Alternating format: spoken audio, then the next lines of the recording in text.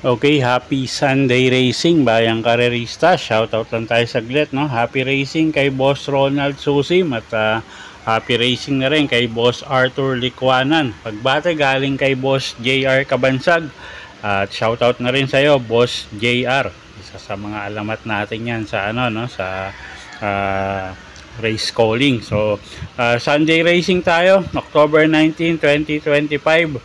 At 7 karera tayo, no? Medyo manipis nga lang, alam niyo naman dahil nga nagkaroon ng karera nung nakaraang Martes. So medyo pilit na pilit yung mga lineup natin ngayon. Simulan na nga natin. Start time natin alas 2 ng hapon.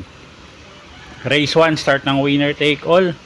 3-year-old and above maiden race placers, distansya 1,400 meters. First choice rin natin yung numero 6 na si Uno Magnifico. Charles Reyes yung re-render dyan. At medyo magandang pagkakataon na to para manalo si Kabayo, no? Medyo magang na yung laban ngayon. At siya nga yung first choice natin. Maganda pa yung post position niya. Second choice, kalahok numero 2, Precise Move.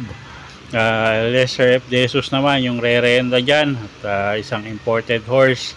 At siya nga yung pang second choice natin. Okay, so sa race number 1, first choice nga numero 6, Uno Magnifico. At second choice natin yung kalahok numero 2 na si Precise Move. Okay, race 2 tayo. Start ng pick 6, class 5, 17 to 41 bracket. Distansya natin dito 1,400 meters. Okay, first choice natin dito yung kalahok numero 3 na si Desirable. Pati Dilemma yung re-renda dyan. At medyo improving na nga mga takbo niya, no? Isang deremating kabayo. Wag lang masyadong malayo maiwan. Tingin ko malaki panalo niyan. Second choice, kalahok numero 1, H. Ran. RM Garcia naman yung re-renda dyan. Siya yung nakikita natin pwedeng humabol dun sa solo area na numero 2, no, na si Don Pedro na malamang malyamado rito.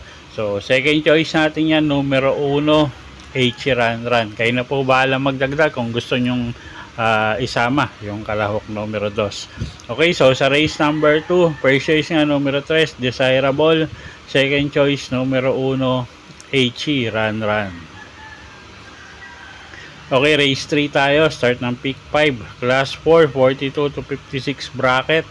Distansya 1,400 meters. First choice rin natin numero 3, Winner Parade. John Paul Guse yung re-renta dyan. Isang stakes campaigner, no? So first choice na rin natin to. Medyo tingin ko magangin laban. At first choice nga natin numero 3, Winner Parade. Second choice, kalahok numero 4 na rin na si Club Habana. Mark Angelo Alvarez naman yung re-renta dyan. At siya na rin yung nakikita natin pwedeng magbigay ng laban dun sa numero 3 nga na malalimado. Okay, so sa race 3, first choice nga numero 3, Winner Parade. At second choice nga natin yung kalahok numero 4 na si Club Habana. Okay, race 4 tayo. Start ng pick 4, class 4, 42 to 56 bracket. Distansya 1,400 meters. Meron tayong 7 kalahok dito. At karamihan nga mga imported, no? At first choice rin natin yung kalahok numero 5 na si Hey Jojo. Diyan Alvin Guse yung re-renta dyan. At medyo inconsistent manakbo si Kabayo, no? Pero pagka tumakbo ng maayos yan, tingin ko malaki panalo. At maganda naman yung linyada ni Kabayo. So first choice natin yan numero 5, Hey Jojo. Second choice, kalahok numero 7, Bride 3. RM Garcia naman yung sasakay dyan. Medyo maganda yung post position niya.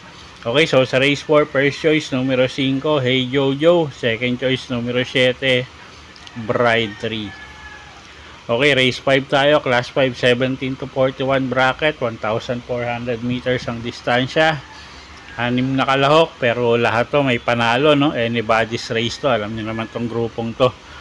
Dito nagkakabulagaan. So, first choice natin, numero 3, Asik Pulse, JD King Flores, gamay nung hinete.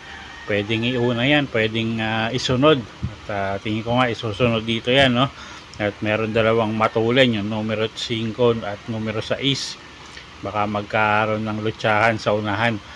So, first choice natin, numero 3, Asik Pulse. Second choice, kalahok, numero 2, na si You Never Know. Si Espare Jr. naman yung sasakay dyan. Pag nilabas ng connection yan, tingin ko malaki rin panalo. At kuha tayong pang third choice dito, yung kalahok numero 1 na si 7 of Diamonds, na medyo nag-i-improve ulit yung mga takbo niyan. Okay, so sa race 5, first choice numero 3, Asik Pulse. Second choice numero 2, You Never Know. At third choice numero 1 na si 7 of Diamonds. Okay, race 6 tayo. Class 4, 42 to 56 bracket. Distansya natin dito, 1,400 meters. Penultimate race. First choice rin natin, numero 3, title holder. Pati Dilema yung sasakay dyan. At improving niya yung mga takbo niya. Paumento na si Caballo, no? Nakikita niyo naman yung mga takbo niyan lately. At siya nga yung first choice natin. Second choice, kalahok numero 5 na si Cole Digger. Gagabayan naman niya ni Jan Alvin Guse. Okay, so sa race number 6, first choice nga numero 3, title holder. At second choice natin, kalahok numero 5, Cole Digger. Okay, race 7 tayo. Last and final race for today. Class 5, 17 to 41 bracket. Distansya, 1,400 meters. Okay, first choice natin dito, tingin ko medyo matibay, no? Yung kalahok numero 8 na si Badabing. CL at Bincula, yung re-renda dyan. Medyo masyadong mababa yung grupong binagsakan. At tingin nga natin, kaya niya yung grupo, no? Hindi lang natin alam kung may issue nung bago to ibakasyon. Pero masyadong mababa yung binagsakan ngayon nga na grupo. So, tingin ko medyo matibay yan. Numero 8, Badabing.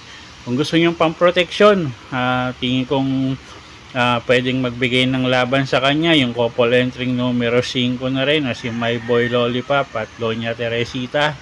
At yung kalahok numero 1 na si Stand in Faith. Okay, so sa race 7, tingin ko nga medyo matibay yan. Numero 8, Badabing. Kung gusto nyo magdagdag ng protection, yung pwede yung couple entering numero 5, My Boy Lollipop at Doña Teresita. At yung kalahok numero 1 na si Stand in Faith. Okay, so yun po yung mga giya natin para sa araw ng linggo, October 19, 2025. Sana po yung makatulong sa pagpili nyo ng mga tatayaang kabayo. Inuulit ko po, kayo pa rin po masusunod kung saan nyo itataya yung pinagpaguran yung pera. Good luck po at happy Sunday racing, bayang karerista.